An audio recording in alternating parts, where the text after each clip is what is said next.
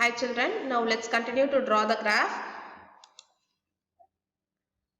First you have to mention x coordinate, x axis and y axis. Write x here and also y here. These are the same basic things that you have to follow every time. Then we are going to consider time along x axis. Each and every box I am going to have one dots. And I am going to write the time along them starting from 6 a.m. So I am not writing the times before that. So I will mark the jagged line here. Okay, here I will write 6 a.m. Then I will have 7, then 8, then 9. Okay, my dear children. Then we have to mark points along y-axis. Each and every box, that is 2 centimeter. Here 2 centimeter is equal to 1 hour. Here 2 centimeter is equal to 20 kilometers. I am going to consider the scale of 20 kilometers. You can choose 10 or you can choose 40 kilometer, 40, 80, 120. It's up to you to choose the scale. I have chosen a scale of 20. Here 40. Then 60. Then 80. Each and every 2 box you have to mark points and write the numbers neatly and clearly. If you skip off, by mistake you may commit a mistake. Here you will write 60, then you will write 70, then again you will write 80. Till here you would have followed a scale of 20 units, whereas after that you will be following 10 units. If you do such error, the graph is entirely wrong. You are wasting your time. Okay, my dear children. Then after 80, 100, then you have to go for 120, 140, 160.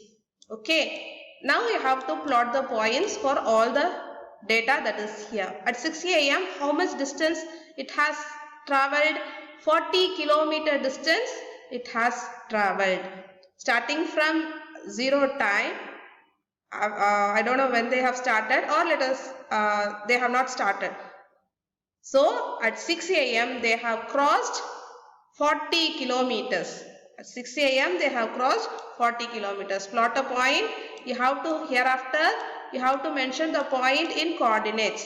X coordinate and Y coordinate within the brackets and comma. This is compulsory, my dear children. Hereafter we will use this method of plotting points on the graph. At 7 a.m. how much distance they have crossed? 80 kilometers. At 7 a.m. they have crossed 80 kilometers. Again, now for time being I am writing numbers, but you are supposed to write the coordinates. Then 8 a.m. they have reached 120 kilometers. Then 9 a.m. they have reached 160 kilometers. Okay, my dear children, if you join all these points, you will get a straight line as I have given you here. Okay, 6 a.m. it is 40, again like this. Now, be clear to write the scale, x-axis, y-axis, descriptions, both along this, origin, everything is important. It is O is understood, it is origin and it is equal to 0. Okay, my dear children, shall we answer the following questions? How much distance did the car travel during the period 7:30 a.m. to 8:30 p.m.? At 7:30 a.m. how much distance it has traveled? To find that, find where is 7:30. Here in the x-axis, it lies between 7 and 8. This is 7:30. Again, drop a line to that point and to the line graph, linear graph. Okay, then again draw a line here.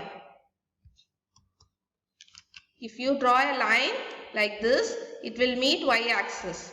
At what point it is meeting? 100. So at 7:30 a.m. it has crossed 100 kilometer. It has travelled 100 kilometer. It has covered 100 kilometer. Now at 8 a.m.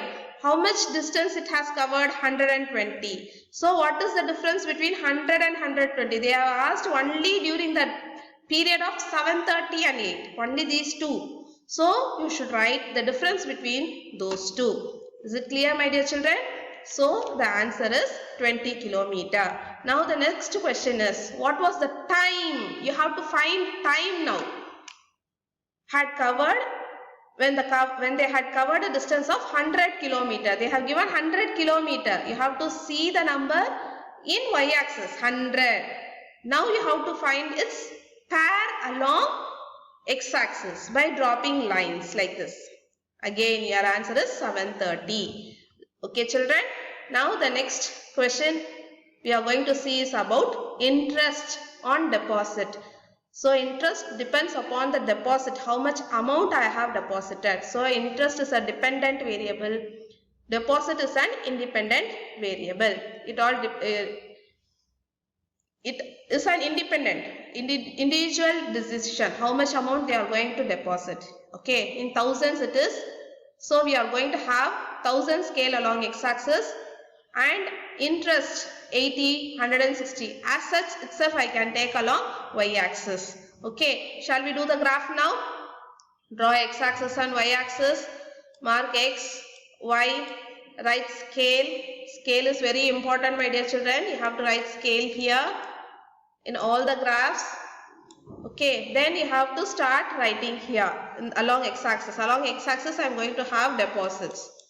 Okay, we are going to have deposits along x-axis and interest along y-axis. Now plot the points each and after 2 centimeter. But you can choose for 1 centimeter also, my dear. I am choosing for 2 centimeter. For 2 centimeter I am having 1000 rupees in x-axis. Deposit is 1000, then 2000, then 3000, then 4000. Can I write only the things that is there in the table, or should I follow a continuous thing? Even though if I don't have 3000 in this table, does it mean I should not write 3000 here? You are wrong, my dear children. While you write the numbers along x-axis, we should not skip any numbers. It should be continuous one. Even if it is not in the table, you are supposed to write it. You should not break the continuity along x-axis and y-axis. Is it clear? And we have to write the numbers along y-axis here. Each and after 2 boxes I am placing the point and I am considering 80, then 160, then 240, then I have 186, 2 8s are 16, 3 8s are 24, 4 8s are 30. Then again it follows with a 0, 300. Okay, likewise you have to complete this. Now let us plot points. For 1000 rupees, the interest they are going to give us is 80 rupees. Okay, for 2000 rupees, 160 rupees. For 3000 rupees, 240. 320. I have 4 8s are 32. This is 320, my dear children. So for 4 it is 320 rupees. Likewise for 5000 you will get 400 rupees. If I join all these, I will get a straight line like this. Okay, my dear children. It's compulsory for you people to have brackets with x coordinate and y coordinate. Always x coordinate place the first position followed by y coordinates. Abscissa, ordinate. What is the abscissa here? 2000. What is the ordinate here in this point? 400. Okay, children. Hope you will draw it neatly and clearly. Now let us answer the following questions. The first question for you here is, does the graph pass through the origin? Yes, it passes through the origin. But we didn't start drawing it from here. How we got this line? I should extend the line using a scale. While placing a scale, be careful, my dear children. You should not place it in a zigzag and then you will not get a linear graph. You will get a line graph then. Place the scale along that line. It should set along with the line such that it should be a linear graph. Don't change this linear graph to line graph. Okay. Place the scale properly while you join or while you extend the linear graph. Okay. The next question is, use the graph to find interest of our 2500. Okay. We have to find interest for the deposit 2500. You people will make a error stating that this 2500 is interest. Read the question carefully. Find the interest. I have to find the interest on how much amount? 2500. Okay. So while I look at the graph for 2500, if I draw perpendicular lines to x-axis and y-axis, I found out it is 200 because this fully is 80. What is half of 80? 40. So if I add 40 along with 160, I will get 200. So that will be my answer. Now the next question is, they have to get an interest of 280. How much money should be deposited? So they have given us the interest and I have to find the deposited amount. Okay, 280. Where will be 280? Between 240 and 320. If I add 40 with it, the mid of 240 and 320. Draw perpendicular lines. Where does it meet x-axis? It meets at 3500. So your answer is 3500 should be invested to earn the interest of rupees 280. Is it clear, my dear children? How to interpret linear graph. This linear graph is useful for us when we want to find something which is not in the table by dropping perpendicular lines to x-axis as well as y-axis. Is it clear? Now this is a question. It's an example sum in your book. You can have your book by your side.